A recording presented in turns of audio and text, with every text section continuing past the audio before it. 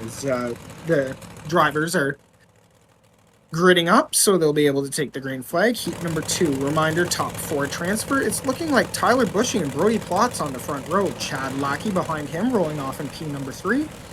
P4, it's just trying to figure out that car with the cameras here.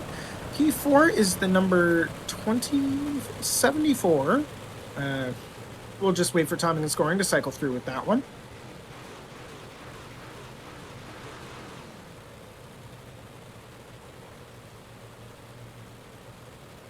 Once everything cycles through, we'll get the official lineup coming down. Of course, we are going white on the field this time, so green will be thrown onto the field this time around. That is the number 79 with Michael Peak to his inside, I believe that is. The 71, the 20, and the 01 of Shane Billings rounding out your field at the moment. As a reminder, top 4 transfer of this 8-car heat. The rest will go to the B main.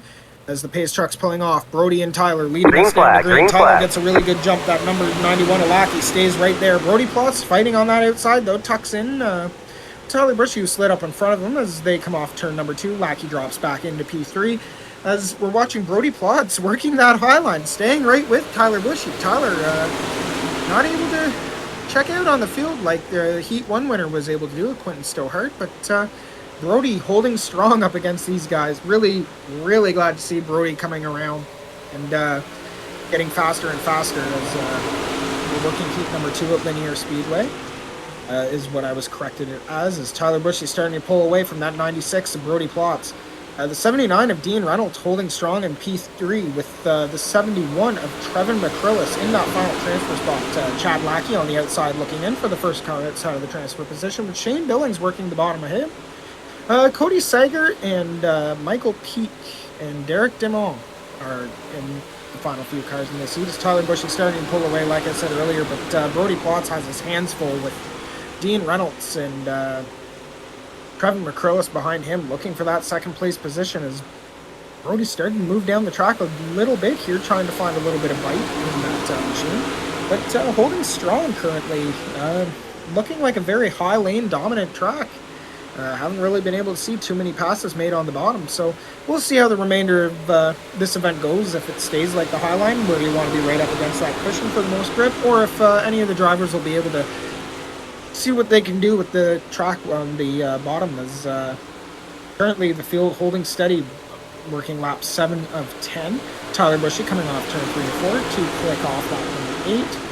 Brody Plotz still riding around in P2 on that high line. Dean Reynolds not able to get around him. This, like I said, the high line is the place to be right now. Kind of freight training, if you will.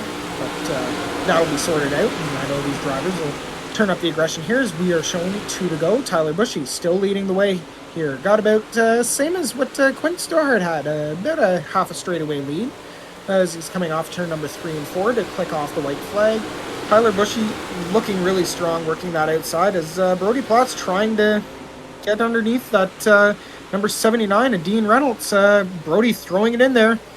As you see the 20 of Cody Sager throwing the slider on Chad Lackey. Chad Lackey, we're looking around, and Brody Plotz will take your final transfer position. Bushy, Reynolds, I do believe McCrillis and Plotz will all transfer into the A-main with those finishes with Cody Sager, Chad Lackey, Shane Billings, Michael Peak, Derek Dimon, and Ryan Holland going to transfer into the B-main or the consolation.